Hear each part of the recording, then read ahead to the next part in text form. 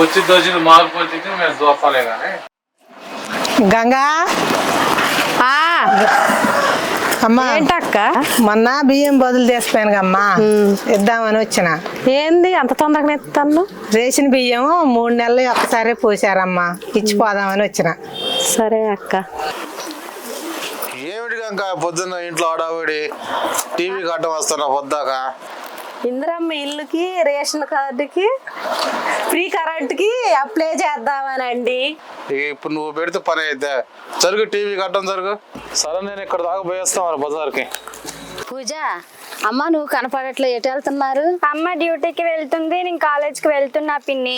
మరి ఛార్జీకి డబ్బులు అంటుంది, ఎట్లా వెళ్తున్నా? అప్పుడు అమ్మ డ్యూటీకి వెళ్ళినప్పుడు 9,000 జీతం రావడంలో అందులో 4,000 నాకు ఛార్జీలకు అవుతున్నాయని అమ్మ అప్పుడు మీతో పనికి వచ్చేది.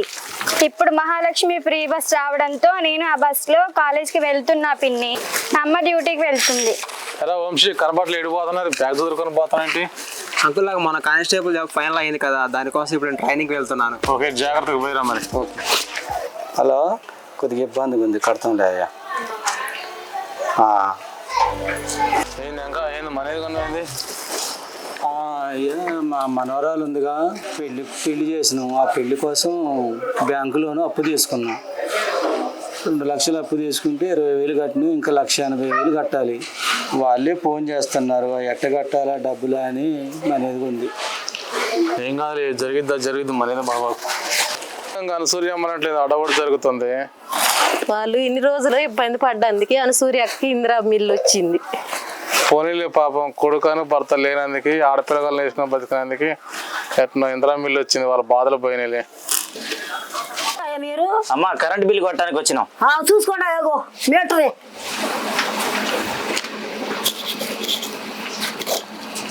ఇగోమ్మా బిల్లు, ఒక్క నిమిషం. ఎంత వచ్చిందయ్యా? ఈసారి నుంచి 0 బిల్ మీకు, ఓకేనా? ఫ్రీ కరెంట్ 200 యూనిట్ల దాకా. ఓకే. ఏంది ఇంకా నిన్నటిదాకా మనది కొండ ఇవ్వాలి, ఏంది సంతోషంగా ఉన్నది? నేను మొన్న మా మనవరాలు పెళ్లికి బ్యాంకులో 2 లక్షలు లోన్ తీసుకున్నాగా, 20,000 కట్టిన, 180,000 ఉన్నాయి. 180,000 ప్రభుత్వం రుణమాఫీ చేసింది. కృష్ణ నీ బాధలే పోయినట్టయితే. రావే సత్తు ఎంకన్నా, అరే నాగరాజు రాండి, థమ్స్అప్ అయిపోతా. అందరికి మెసేజ్ వచ్చింది ఇప్పుడే, రండి. ఒక మార్పు మనిషి జీవితాన్ని, కుటుంబాన్ని, సమాజాన్ని ఎంతో అభివృద్ధి చేస్తుంది. అది కాంగ్రెస్ పార్టీకే సాధ్యమైంది. మార్పు కావాలంటే కాంగ్రెస్ రావాలి అనే నినాదాన్ని నిజం చేసింది. మీ అందరికీ నా యొక్క ధన్యవాదాలు.